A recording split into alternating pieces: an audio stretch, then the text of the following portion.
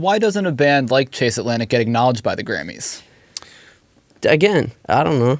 Probably, I think, again, going back to what you were saying before, maybe some of the stuff we talk about is like... Yeah, is it too much? Is it too vulnerable? But then again, like, isn't that what music's meant to be? Well, as an expression, it is. Yeah. But I don't know if the Grammys are ready yet to have a Chase Atlantic. But I will say this, like, it's not... Political is the wrong way to express it. It does look very political. Yeah, but though. you need to make an effort to be in the Grammy. Like, you got to play the game. They're not going to just pull your music and no, put they're you not. in the Otherwise, system. there'd be so many random you people. You have to submit. Like, You it's have like to play the game. yes, like you submit, you run the process. It's politics. I mean, it's relationship building. Yeah, But I think everybody plays the game. You know? have to. It's not whether or not it's an unfair advantage for some people. It's just there's a game you have to play. and we're not here like, oh, why didn't they invite us to the Grammys? We get it. We understand. We why get it. We're not the. We totally understand. Again, like we don't have like a bunch of friends. I can understand. I mean, you see the stuff we talk about. It's like, should we give those guys a table? I don't know. Are they gonna like? Yeah, are they gonna scene? hop on stage and just like be cooked out of their minds? I mean, we get it. We're not upset. We totally understand. We'd love to We'll go. eventually get a Grammy. Hey, but if you're listening, we'd you love know? to go. We'll be good. We'll be on our best behavior. I think even watching like a few things that Chappell Roan. Am I saying that right? Yeah, Chappell Roan. Chappell Roan. I think a lot of things she said was really cool. She's very smart. And about like supporting artists if they're being signed to a label and making sure that they're looked after while they're trying to curate. The healthcare as well, especially with like the mental health stuff. She would hit the nail on the head with that. We have amazing people around us in our team and our management, but that still doesn't prepare you for when shit hits the fan. Mm.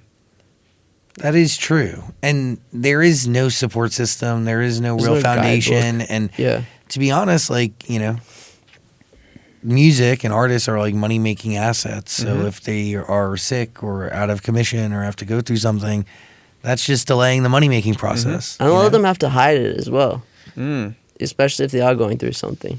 If they don't have music about that certain thing, you know what I mean? And When we just did this American tour, I think it's called Backstage Production is the name of the company, but every venue we're at, there's now a call line, like a helpline for bands who are going. They're like, it says, we know how hard it is to tour, like call us if you need help, which I think is pretty amazing. Oh, that's in nice. every green room, every dressing room we're in. Wait, that's really, really cool. Mm. That's really special. That's putting... Backline production, I think. It's prioritizing the right stuff. Yeah. Can we talk about Amy?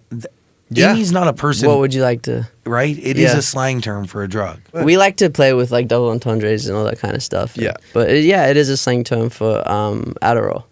Yeah. Yeah. Did you have a personal relationship with it?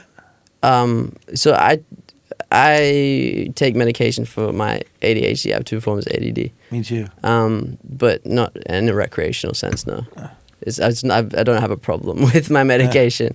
Yeah, but people that do take it recreationally, like I've heard some horror stories, you know? People staying up for days and days on end, not getting any sleep, and then getting addicted to it. Yeah, using it as like, I can't work until I have that. Yeah, whereas I went back home to Cairns and I didn't have my medication anymore. I was sleepy for like 2 days and that was that. And that was just annoying. You know what I mean?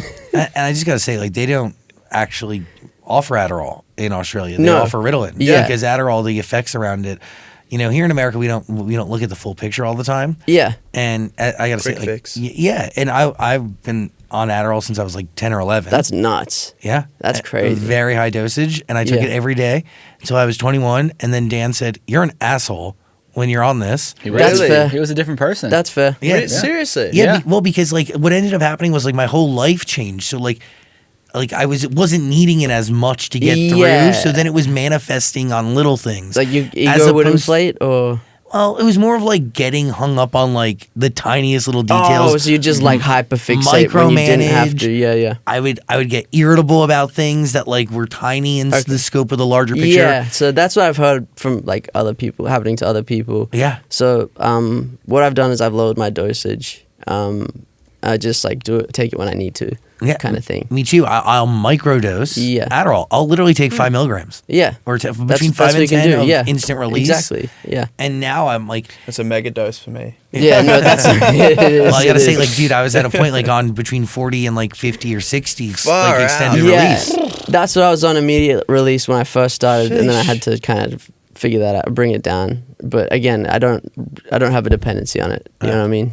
If someone would take it away for the rest of my life right now, I'd be like, that sucks, but that's fine. It's so interesting. Like, when I was in high school, I did form a dependency on it, but, like, it was more attached to this idea that, like, you know, with Adderall, like a lot of those types of drugs, stimulants would, like, curb your appetite. And then if I wouldn't eat, I wouldn't need to go to the bathroom, and then I would go the whole school day without going to the bathroom, which is what I wanted. No, but I was like, I was attached to it. If I don't eat, I get way. sad. Oh, really? I get so sad. So I need to eat. So that was the one annoying thing when I was accidentally taking the high dosage, was my appetite wouldn't be as good, and then I'd be not eating, and I'd be sad. Yeah. And so Cycle. I had to figure that out. The cycle. Make sure I eat, so I'm not sad, so I can go to the toilet. In school. This wasn't in school. I had undiagnosed ADD for, 17 years of my life. I just undiagnosed blindness for 16. Wait, what? Not blindness, sorry. Yeah. Almost. Blindness is a bad terminology. Yeah. Very, very poor short eyesight.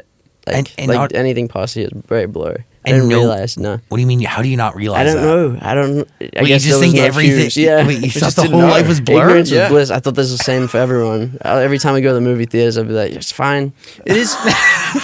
There is a bit. It's okay. There's definitely a bit of Australia of like Superman you'll 3D be all right. sucked. That is such an Australian thing. It is Australia. Like, you'll be right. I can't see the board. Oh, you'll be fine. I was like, no one can see the board. That's why we closer. stand. That's why we sit at the back. You don't have to do any work. Yeah.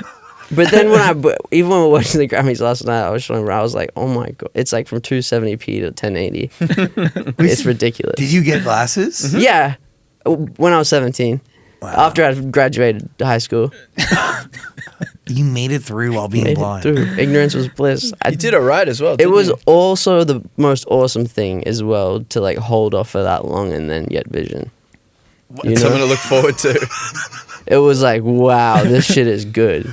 Wait, this shit is fucking clean. This is crispy as hell. You just had like this blurry idea of everything before. Yeah, but I didn't know, so I didn't. Ignorance is bliss. Yeah. Did you feel like you had a heightened sense anywhere? Like, was your taste spidey senses were tingling all the time. Wait, was your hearing a little bit better? Yeah, no, that's what made me so good at music. Yeah.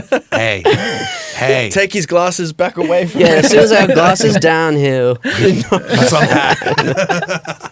No, but by the way, that is such an Australian thing. Yeah. Like, you'll be all right. You'll be fine. My brother somehow figured it out. He got glasses pretty early on. Taylor. But then when I was hanging out with Clinton, he was like, "Look at that stupid sign over there," and I was like, well, "How can you read that?" Like, this is the first time it happened. Clinton's got like 20/20 vision. He can see anything. First time it happened out of high school. He's like, "Yeah, you can't read that." I was like, "No, I can't read that." I was like, "How did that never happen once in my life before this moment?" He's also Clinton has got heightened sense of smell as well, and has saved us from a bus fire before. Whoa. Yeah.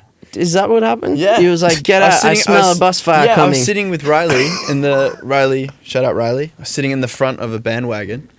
Clinton comes out and goes, "I smell smoke," and we're like, "I don't smell it." Cigarette. And then Riley looks out and goes, "Yep, everybody out." And we turn around and the smoke coming out of the bus, so we all leave, and then the bus goes on fire. We put it out with an extinguisher. We called the company, and they said she'll be right.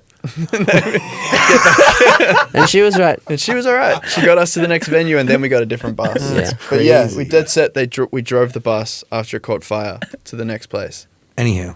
Battle Scars Forever, you know. Amy Good is a song based off of it is a double entendre. But it's not about your life. It's about somebody else's. Recreational habits ironically never end. Chemically forced euphoria. Amy injects again. There, you got the lyrics down there? I do. That is gnarly. Yeah, no, they're pretty intense. But these are stories. I mean, this is real. This happens to real people in real life. You know what I mean? I don't know anyone personally myself, but I've heard stories from other people, from fans, so forth, like on the internet. And just, I remember when we wrote Heaven and Back, that there was a really good response to that from a few people saying, like, this really helped me in a time of need. where I was really struggling. So that inspires this idea of taking their stories and Yeah, kind of Yeah. just making a story. It's not even like, I guess it's not helpful. You know what I mean? There's no tips in there on how to fix it. It's just a story, Just a story. Of a real thing that does happen. but not based on anyone in the group's reality. No. No. That Got it. one's that's a little more intense than what we've done.